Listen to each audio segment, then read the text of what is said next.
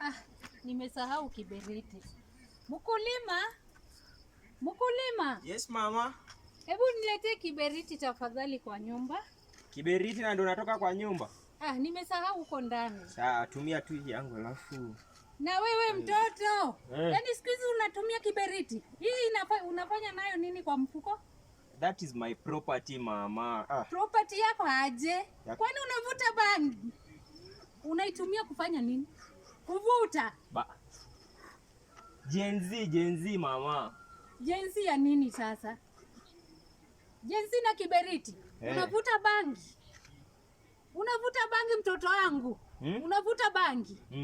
Kuanzia lini? Nikuwe hai. Sasa mambo ya Gen Z imekufikisha kwa bangi? Hapana. Hiyo bangi yako enda nayo. Kiberiti yangu. Hii kiberiti sikupi.